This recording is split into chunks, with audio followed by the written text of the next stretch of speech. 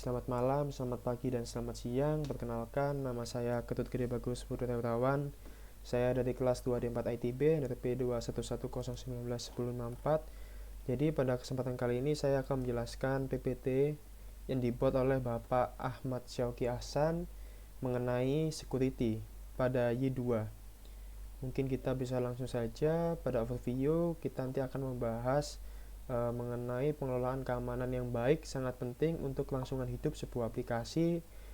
Kemudian ada untuk membuat aplikasi memiliki tingkat keamanan yang tinggi. Y menyediakan beberapa fitur keamanan yaitu authentication, authorization, working with password, cryptography, view security, auth client, best practice. Kemudian untuk authentication adalah proses untuk memastikan bahwa user yang login adalah memang benar dirinya. Authentication biasanya dilakukan dengan menggunakan kombinasi username email dan password. Pada Y2 Advanced Template, secara default telah disertakan proses authentication untuk user login. Sedangkan pada Y2 Basic Template, proses authentication hanya dilakukan menggunakan username dan password yang di hardcode pada model user. Jadi sejauh project yang telah saya kerjakan mengenai Y2 menurut arahan dari praktikum ini, saya telah membuat autentikasi. Salah satunya adalah user login. Jadi di user login ini kita sebagai user itu memastikan bahwa orang ataupun user yang masuk ini benar-benar orang yang memiliki data akun pada aplikasi kita, seperti itu. Kemudian proses authentication. Jadi prosesnya itu pada Y2 Advanced Template, proses authentication melibatkan hal penting. Yang satu, mengatur komponen user pada application configuration. Yang kedua, membuat menggunakan kelas user yang mengimplementasikan interface. Path-nya itu ada di Y Web Identity Interface. Kemudian nomor 2 itu proses login akan melakukan validasi password yang dimasukkan user dengan password dalam tabel user dalam bentuk nilai hash. Jadi passwordnya itu tidak terlihat ya di database, jadi akan dibentuk hash sehingga hal ini akan meningkatkan keamanan dari aplikasi itu sendiri. Sehingga tidak akan menutup kemungkinan apabila aplikasi kita ataupun database kita itu sewaktu-waktu dibobol oleh hacker. Dan seperti yang kita tahu bahwa ini telah menyediakan fitur hash ini di passwordnya sehingga keamanan itu lebih baik, seperti itu. Kemudian untuk yang ketiga, untuk mendapatkan informasi terkait dengan user yang login, seperti itu. Kemudian ada authentication events. Jadi kelas Y web user akan memunculkan beberapa events ketika terjadi proses login dan logout. Jadi event before login, event ini akan muncul pada awal proses Y web user login. Jika metode event handler mengisi nilai property is valid dengan nilai false, maka proses login akan dibatalkan. Event after login, event ini akan muncul setelah proses login berhasil. Kemudian yang ketiga ada event before logout. Event ini akan muncul pada proses Y web user logout. Jika metode event handler mengisi nilai property is valid dengan nilai false, maka proses logout akan dibatalkan. Yang keempat, event after logout. Event ini akan muncul setelah proses logout berhasil. Kemudian misal Anda ingin melakukan audit dan atau pengumpulan data statistik untuk setiap user yang login, Anda dapat membuat sebuah event handler untuk event after login dan meletakkan proses pencetak waktu login, alamat IP, dan lain-lain di dalamnya. Jadi untuk yang event handler ini kita pernah melakukannya ya pada percobaan sebelum ke-10 ini. Jadi ketika ada user masuk pada laman web dengan path tertentu, maka pathnya itu tadi itu atau alamat pathnya itu akan disimpan. Jadi akan disimpan sehingga akan terdapat data statistik seperti itu. Dan juga beserta alamat IP dan waktu loginnya seperti itu.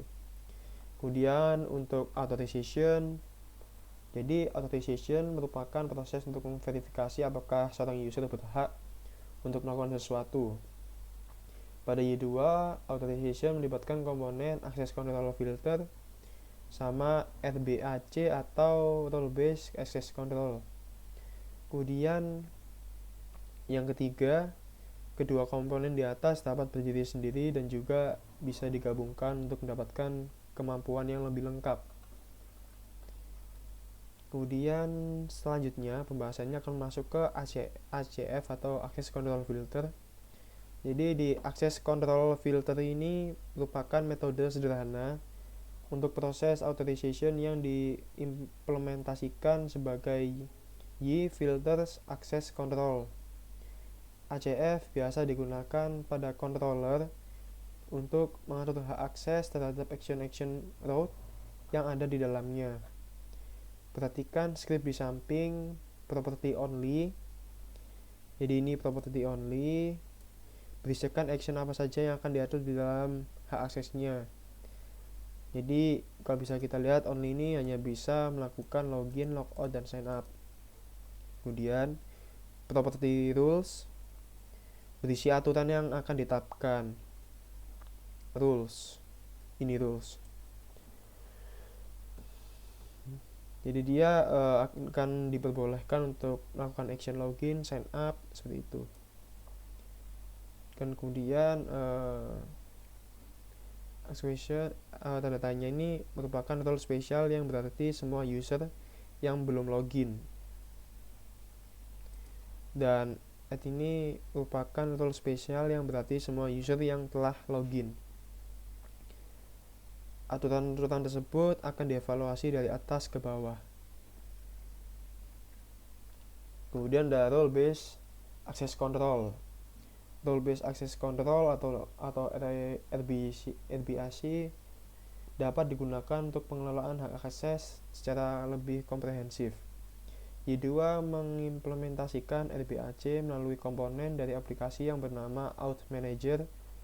Kemudian yang ketiga, untuk menggunakan RBAC ada dua hal yang perlu dilakukan. Yang pertama itu membangun data authorization untuk RBAC. Yang kedua, menggunakan RBAC untuk melakukan pengecekan hak akses dapat dilakukan di model, view, maupun controller. Kemudian konsep dasar RBAC. Komponen utama dari RBAC itu ada 3, yaitu yang satu itu role, yang kedua itu permission, yang ketiga itu rule. Untuk role digunakan untuk menentukan peran dari seorang user, apakah dia itu seorang admin, author, atau user, dan lain-lain sebagainya. Role dapat memiliki beberapa permission dan juga role yang lain. Seorang user dapat di-assign satu role atau lebih. Permission merupakan hak akses untuk melakukan sesuatu, misalkan untuk melakukan CRUD dan lain sebagainya. Untuk role sendiri itu merupakan script yang akan dijalankan untuk memastikan sebuah role atau permission dapat digunakan oleh user. Sebagai contoh, permission update post dapat memiliki rule yang akan mengecek apakah user tersebut adalah user membuat post yang akan diupdate. Kemudian yang pembahasan selanjutnya, jika menggunakan DB Manager, terdapat 4 tabel yang digunakan untuk menyimpan data RBAC. Yang pertama adalah out item, digunakan untuk menyimpan daftar item seperti role, permission, dan rule.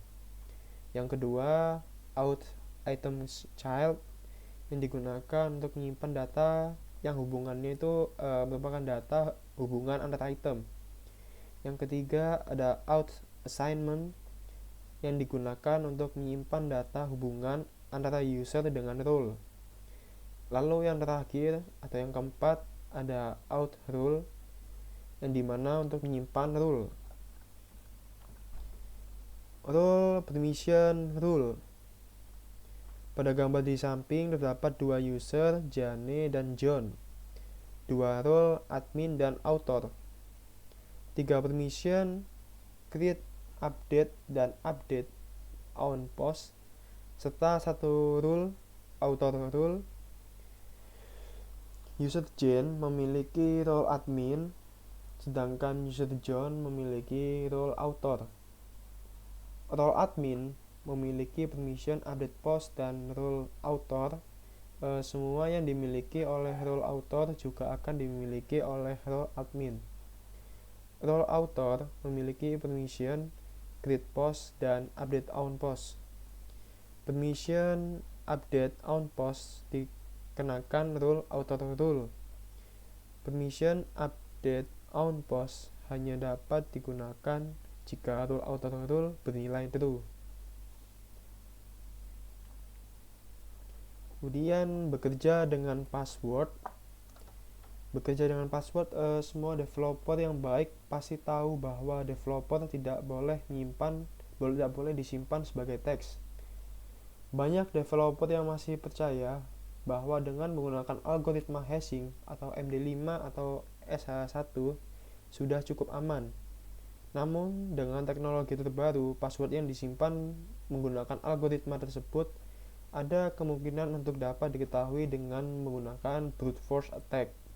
Jadi brute force attack ini serangan yang digunakan untuk menentukan kemungkinan yang tepat dari suatu password seperti itu.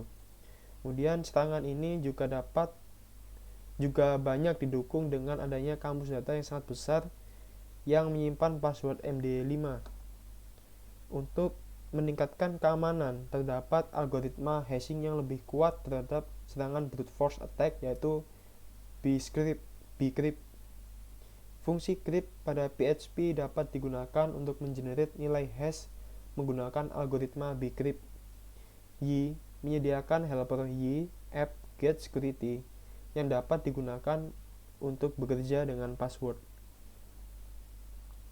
Kemudian pembahasan selanjutnya ada kriptografi. Jadi digunakan untuk mengenerate data random, enkripsi dan deskripsi, dan juga kriptografi ini untuk mengkonfirmasi integritas data. Jadi saya mulai dulu dari mengenerate data random. Jadi gunanya itu untuk proses mereset password via email.